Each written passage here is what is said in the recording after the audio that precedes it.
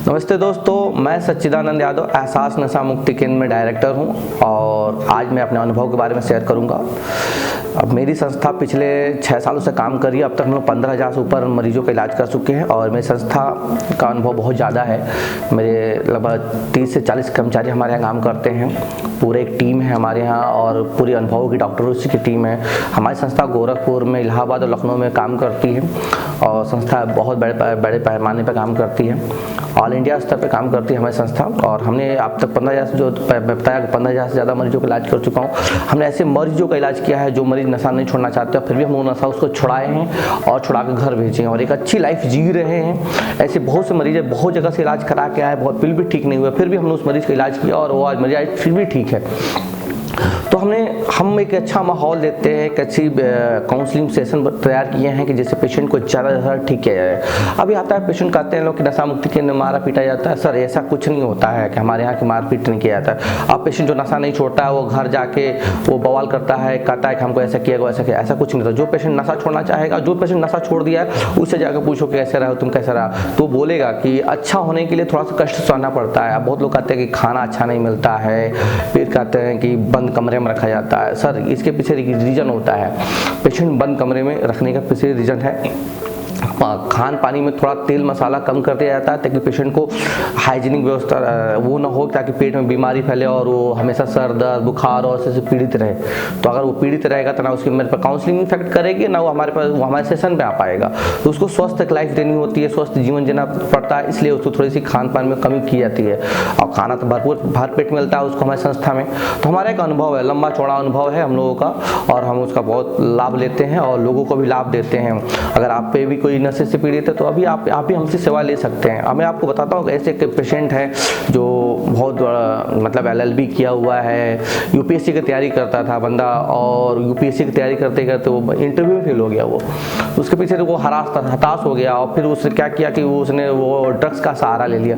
अब इतना ड्रग्स इतना लेने लगा कि घर वाले परेशान हो गए कि अब ये ज़िंदगी में कुछ करेगा नहीं और वो प्लान करने लगा। और मैं आपको बता रहा हूँ मेरे यहाँ पेशेंट रहा, वो 6 महीने इलाज कराने के बाद वो आज UPSC में जो UPSC क्लियर किया और आज ट्रेनिंग कर रहा है।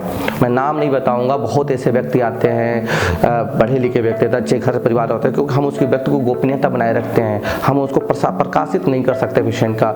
अगर उसी पेशेंट को हम लोग प्रकाशित करते हैं जो कहता है पेशेंट के सर हमारे जीवन को बताया जाए, लोगों तक हमारी खबर पहुँचाई जाए ताकि हम कैसे दुरुस्त उन्हीं को दिखाते नहीं, तो अन्यथा किसी को हम लोग दिखाते नहीं है। क्योंकि गोपनीयता बनाए रखना हमारा पहला उद्देश्य है। पेशेंट की गोपनीयता ही हमारा उद्देश्य है, क्योंकि पेशेंट गोपनीयता नहीं बनाए रखेंगे तो पेशेंट ठीक नहीं हो पाएगा।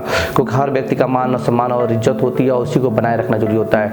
तो अगर हम एक पेशेंट के अगर नशा मुक्ति केंद्र के डायरेक्टर के हैसियत से हम बोले तो हम अपनी संस्था के बारे में बहुत अच्छी बातें बता सकता हूँ। मगर हाँ, हमारी संस्था एक बेस्ट संस्था है, इंडिया की बेस्ट संस्था बनाने के हम लोग प्रयासरत कर रहे हैं।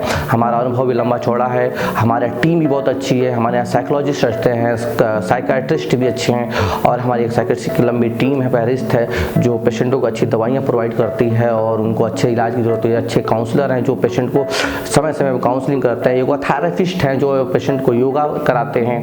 उनकी पूरी टीम है हम लोग की और उस पर काम किया जाता है और तभी पेशेंट ठीक हो पाता है और लंबे समय तक दिक्कत। अब एक बात आती है कि बहुत ऐसे पेशेंट होते हैं जो नशा मुक्ति केंद्र से निकलने के बावजूद भी दोबारा पीते हैं। तो उसके पहला एक रीजन होता है, पहला रीजन कि पेशेंट के घर वाले क्या ट्रीटमेंट समय से कराएं या ट्रीटमेंट पूरा कराया। कभी बहुत रेयर केस में बहुत नशा मुक्ति केंद्र में पेशेंट एडमिट होते हैं और जिसका इलाज कंप्लीट नहीं होता है और इलाज नहीं कराया जाता, या माफ़ कीजिएगा, बहुत ऐसे पेशेंट का होता है घर वाले की इलाज पूरा कंप्लीट नहीं कराते हैं और बीच में ही उसको घर लेके चले जाते हैं। वो कहते हैं, बहुत लोग कहते हैं कि पेशेंट को हमने डराने के लिए डाला था, उसको जेल को दिखाना था कि तुमको डरोगे नहीं तो छोड़ोगे नहीं तो तुमको इसी नशा मुक्ति केंद्र भर्ती। ऐसे बहुत सी धारणाएं होती है कि लोग नशा मुक्ति केंद्र को जेल समझते हैं, कैदखाना समझते हैं ताकि उसको डराने के लिए डाल देते हैं। सर अगर आपको पेशेंट को ठीक कराना है तो नशा मुक्ति केंद्र में ठीक करने के लिए रखिए, डराने के लिए मत रखिए, क्योंकि वो डराने की जगह नहीं है, वहाँ इलाज होता है पेशेंट का और इलाज होना बहुत ही ज़रूरी होता है पेशेंट का। बहुत लोग कहते हैं कि पेशेंट में नशा मुक्ति केंद्र में बहुत पैसा लगता है। सर पैसा तो बहुत कम लगता है, हम अपनी नशा मुक्ति केंद्र में बहुत मिनिमम चार्ज लिया जाता है, और वो भी देखा जाए तो 450 रुपया प्रतिदिन के हिसाब से चार्ज किया जाता है, और 450 में खाना पीना उसकी दवाइयाँ देना बहुत, आप सोच सकते हैं कितना मिनिमम है आज के समय में, महंगाई के ज़माने में भी 450 रुपये। हाँ, तो आप तो बहुत जगहों पर चले जाएंगे तो बहुत महंगे मिलता है, मगर हमारे 450 रुपये में एक दिन का आता है सर। हाँ, हमारी फीस कितनी पड़ती है वो तो आप कॉल करके पता कर लीजिएगा सारी चीज़ें। मगर पेशेंट को दुरुस्त करने के लिए थोड़ा सा आपको टाइम देना पड़ेगा, जो फैमिली की तरफ से हमको नहीं मिलता है।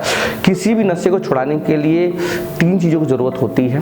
पहला होता है पेशेंट, दूसरा होता है फैमिली, और तीसरा होती है सोसाइटी। तो हम सोसाइटी को मोबिलाइज करते हैं, हम यूट्यूब के माध्यम से या सोशल मीडिया प्लेटफॉर्म के थ्रू हम लोग या अवेयरनेस प्रोग्राम चला के लोगों को अवेयर करते हैं, ताकि पेशेंट लोग जागरूक हों, वो नशा को त्यागें, और या जो व्यक्ति नशे में जा रहे हैं वो छोड़ें, या फिर ये जो व्यक्ति जा चुका है उसका इलाज कैसे कराएं, या फिर जो लोग गलत फहमी में नशा की तरफ जा रहे हैं वो छोड़ दें। ऐसी बहुत चीज़ हम लोग अवेयर करते हैं। मगर होता है दूसरी होती है फैमिली। अगर फैमिली में कोई व्यक्ति नशा करता है और अपने बच्चे को सुधारना चाहता है, या अपने बच्चे में छोटा बच्चा है उसके सामने नशा ना करिए आप लोग। कोई छोटा बच्चा है और उसके सामने नशा करेंगे तो वो देख कर सीखेगा आपसे, पहला। और दूसरी होती है सबसे पहला कि पेशेंट जो नशा करता है उसके इलाज के लिए फैमिली का सहयोग बहुत जरूरी होता है। फैमिली का सहयोग नहीं मिलता। हम लोग नशा मुक्ति केंद्र चलाते हैं और हम लोग देखते हैं बहुत से मरीज आते हैं जिसमें फैमिली का सहयोग ही नहीं मिलता है, वो पेशेंट को सपोर्ट करते हैं। सर मैं आपको छोटा सा एक उदाहरण देना चाहूँगा। अगर आप किसी बच्चे को आप इंस्टीट्यूट में रखे हैं पढ़ाने के लिए, और उस पेशेंट के अपने बच्चे के सामने जाके अपने टीचर को डांटेंगे, उसके टीचर को, तो क्या आपका बच्चा फिर पढ़ेगा उसके टीचर के साथ? नहीं पढ़ सकता, क्योंकि वो उसके डर को ख़त्म कर देगा। उसके जो पढ़ाएगा वो सीखेगा नहीं, वो कहेगा कि मेरा पिताजी सब कुछ है, मेरे फैमिली सब कुछ है, उसको ये लग जाएगा। तो सर एक थोड़ा सा माहौल होता है कि काउंसलिंग का भी, और हम एक शिक्षित करते हैं, उनको शिक्षा डालते हैं।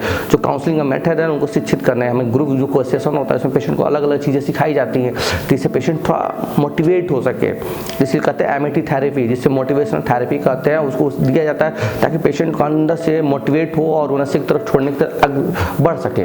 मगर फैमिली का सहयोग नहीं मिलता, इसलिए नहीं छोड़ पाता है। तो इसलिए मैंने कहा ना, पेशेंट आप ये देखिए कि अगर कोई पेशेंट नशा मुक्ति केंद्र गया और वो ठीक फिर भी नहीं हुआ, तो उसके पीछे रीजन होगा कि पेशेंट के घर वालों ने कहीं ना कहीं उसमें कोताही किया हुआ है। वो नशे के इलाज में पूरी कंप्लीट नहीं कर रहा है, पेशेंट को पूरा पर दवा नहीं दिए, पेशेंट घर जाने के बावजूद भी उसकी फॉलोअप के लिए नहीं आए, या फॉलोअप के लिए लेके आए तो प्रॉपर उसकी दवा नहीं चलाए, फिर वो कहे कि नहीं हम दवा नहीं चला पाएंगे, हमारे आर्थिक स्थिति कमजोर है। मगर आपसे बताऊं, आर्थिक स्थिति किसी भी नशा करने वाले कमजोर नहीं होती है।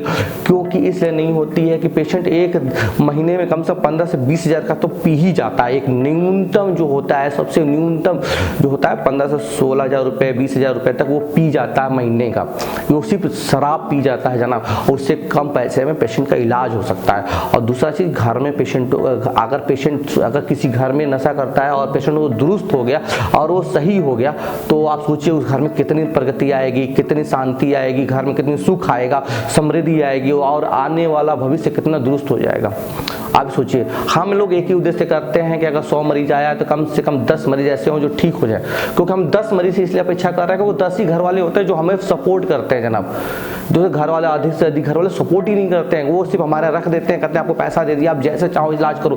तो ऐसे नहीं होता है जनाब, आपकी सपोर्ट की जरूरत होती है। हम जब आपको काउंसलिंग के लिए बुलाते हैं तो आप काउंसलिंग के लिए नहीं आते हैं, तो कहते हैं कि ये है वो है, फलाने है, टाइम नहीं है हमको। तो ऐसे बहुत से रीजन होता है, और आते हैं तो कहते हैं ऐसा हो गया वैसा हो गया, तो बहुत से तरीके होते हैं। तो ऐसा कुछ नहीं है। आप अगर आप पेशेंट का इलाज कराना चाहते हैं तो मोटिवेट होइए, और हम ठीक करेंगे उस पेशेंट को, बहुत अच्छे से ठीक करेंगे, ये हम आपका वादा है। और अगर आप किसी व्यक्ति का इलाज कराना चाहते हैं तो हमसे अगर आपको सलाह चाहिए तो आप हमारे नीचे दिए गए नंबर पर संपर्क कीजिए। हम आपकी पूरी सहायता करेंगे, हमारी टीम पूरी सहायता करेगी। हम स्पेशली आपके पेशेंट के हम काउंसलिंग करते हैं पेशेंटों का, तो हम आपके पेशेंट को और से काउंसलिंग करेंगे और पेशेंट को बिल्कुल ठीक करके भेजेंगे। ये आपका वादा है। बस हमारा एक ही शर्त होती है कि आप मेरा सपोर्ट कीजिए, हम पेशेंट को बिल्कुल ठीक कर देंगे। धन्यवाद।